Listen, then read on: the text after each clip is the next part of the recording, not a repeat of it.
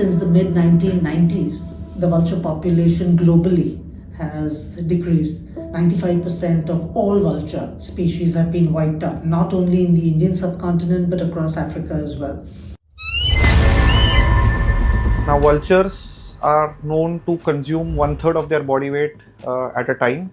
So that means that one vulture which is weighing around 4.5 kilos can consume 1.5 kilos of feed or meat at a time. They are soft tissue feeders, so they will eat the visceral organs, they will eat the muscle. That is so to make that into an equivalent of a human being. So it would be like a 60 kilogram human being consuming 20 kilograms of biryani at one time. Whereas vultures don't have feathers on their head, so they can go deep into the carcass. They can, many of the times, they can open up. The animals are started to be eaten from the backside, the softer parts. So they open up the softer tissues and they go deeper inside. And then the muscles and other parts are the opening of the skin and all. So there could be, if it's an old carcass, there could be maggots, there could be gas formed inside. So these animals, because they are in such large numbers, they open it out, let the, methane out. The body can explode otherwise. So very less than 10 to 15% of the carcasses that they visit actually are from the carcasses that other predators have killed. But 85 to 90% of their food is of natural death. So the animals that die of a natural death, either drowning or whatever, these vultures go there and they consume these carcasses. When they do this particular process, what happens is that they are ensuring that the epidemics or the pandemics or whatever that is, so the viruses, the bacteria and other things that were instrumental in killing these animals, they don't spread. And that is very, very crucial. So even on beaches, whales and other animals also, larger animals can be decomposed very well. And they go down till the bone. And in some cases also handle the bones. So that is the cycle that they have, that they are very, very critical in clearing off. So the vultures are the most effective in taking care of those and making sure that the greenhouse gas emissions do not occur. So they are providing us with a ecosystem service which probably not many people know of. Unfortunately, dichlorphenac is one of the compounds that affects the kidneys of a vulture, and very critically, within 72 hours a vulture can die if it consumed dichlorphenac. Project Vulture was started by the government of India in 2006. We need to enforce the law very strongly. We need to ensure that dichlorphenac and all the other compounds and chemicals that affect vultures, production is banned. It's not only banning the use of it, it's also banning the production of it. The problem needs to be nipped in the bud, so that if there is no production, less chances or no chances of it being utilized. Alternatives need to be found. And I think it's the next generation and the future generation who need to educate themselves as consumers to say, well, if this is a drug or if this is a painkiller that helps me but wipes out an entire species, then I need to be more responsible.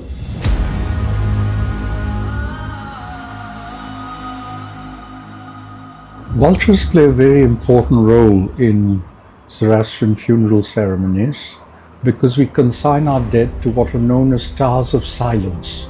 These are amphitheater-like structures where the corpse of a man, woman and a child are basically put when somebody dies. Now in Zoroastrianism, it's very important for you to understand that death in Zoroastrianism is not the work of God.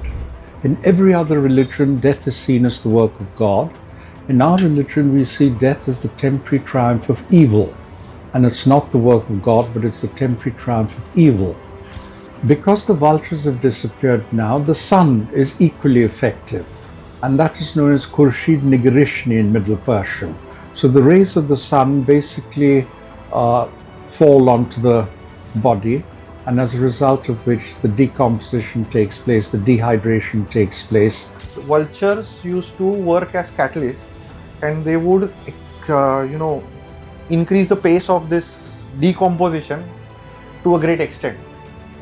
And in the scenario where the vultures have declined, now the Zoroastrians are facing a problem because sunlight really does not work that fast. They did try and use the solar concentrators as an experiment. The solar concentrators are obviously mirrors which are focused with the rays of the sun, and that focus light then falls specifically on the corpse which is placed in a certain area, and the decomposition is faster. But the downside of that is that because the rays of the sun generate a heat of 106 degrees centigrade, which is way above the boiling point of water, sometimes skin and hair of the corpse begin to smolder, and so therefore it's not right. So if you're asking me, is the solar concentrator method the right method to use, the answer is no. Jal, Agni, Vayu, Akash, so on, Dharti, right? So similarly, these natural resources are considered to be pure. So if we take this impure body and we put it in earth, earth becomes impure, water, water becomes impure. If we put it into fire, fire also becomes impure. So to replicate what happens in nature, when an animal dies, the remnants are just left to the sunlight to be taken care of, which is called Dokhma Nashini. And so what they have created is, the Zoroastrian community has something which is called as towers. So there are towers which are built, and there are platforms which are running across the circumference and zooming in. So it's like the outermost platforms are supposedly for the men, the middle are for the women, and the ones which are the closest to the center are meant for the children.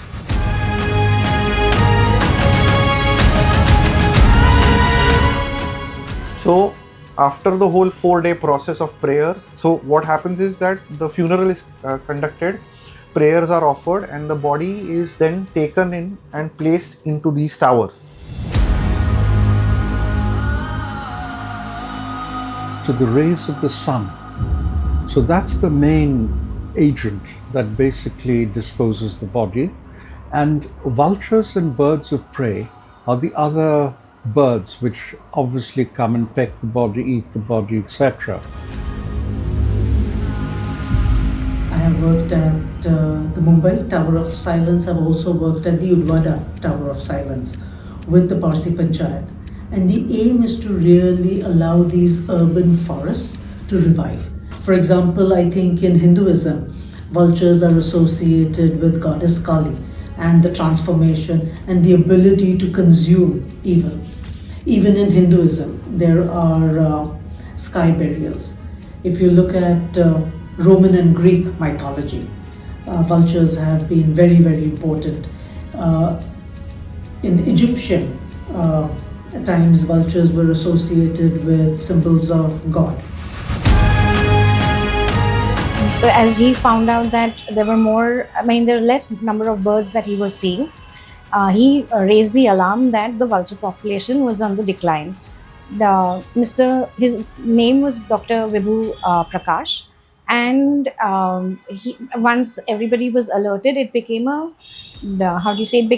global crisis. A lot of other organizations from around the world also came in to pitch in and help to understand why such a populous bird, which was which was never even counted in a census, all of a sudden was seen in very few numbers. So in 2004, Bombay Natural History Society, along with the government of Haryana, the Forest Department of Haryana, established the first vulture conservation breeding center, in which vultures were caught from the wild and brought to the center with the intention of breeding them. And the progeny that would come about from the breeding would then be later on released in the wild once the environment was safe enough for them. So once there was no diclofenac in the environment, the idea was to put back vultures. Vulture restoration is largely now dependent on wild restoration. And there are a few captive areas, 3-4 of them major, where there is some bit of sort of control, which is called a zoo-based conservation that is happening, in situ conservation. So I think there has to be far bigger impetus on rescuing in the zoos. More zoos need to have breeding vultures so that the population can jump faster. They pair for life and they lay only one egg in a year. They are very committed parents. Both the males and the females will alternate in the incubation of the egg. From the time of laying till it hatches, the whole incubation period is somewhere around 55 to 60 days. So both parents provide their efforts for that, number one. After the chick hatches, the chick fledges after nearly 105 to 120 days. So there is a period of somewhere around 160 to 170 days where both the parents provide their commitment to that young one right from the laying of the egg as well, right? So it's a very slow process, and that is something which is not favoring vulture conservation as such. Very sadly, recently, from the breeding center in Punjab, vultures were released into the wild. Vultures were released in Punjab, Rajasthan, Maharashtra and Uttarakhand. In Maharashtra, they were released in national parks. So in Melghat, Tadoba, Andhari Tiger Reserve, they were released. And very sadly, soon after release, we lost a pair. We lost a pair of vultures because they would have, fed on livestock that would have entered the national park. National parks are not allowed to have domesticated livestock. Loss and death of vultures has led to a very, very high number of human deaths. So that can multiply 5 times higher. And attacks from other creatures also can be much higher. So what you call as human and wildlife conflict can shift into human and domestic animal conflict also. And the balances that are there, see, the Parsi community, for example, is very closely related with the vulture situation because they used to have their dead being cleared by vultures. Now they don't have that. The Tower of Silences are completely silent. There are no vultures. Now they're working out with kites and other scavengers that are there.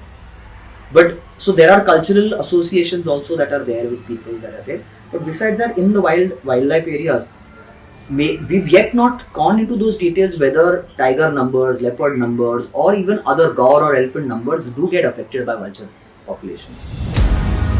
Each death is a big loss because we are losing out on the genetic potential of that bird, as well as it's a decrease in number. The long-term vision would be to ensure that the captive breeding centers continue to run successfully and putting back vultures in the wild. So far, it has been only like 2 centers who have put back vultures in the wild. These are forests that are under a lot of stress, being in a megapolis with so much of pollution. So these forests are struggling. So the aim is to ensure that these forests become healthy again. And who knows, in the future, if vultures decide to return to a city like Mumbai, the forest will be ready to receive them.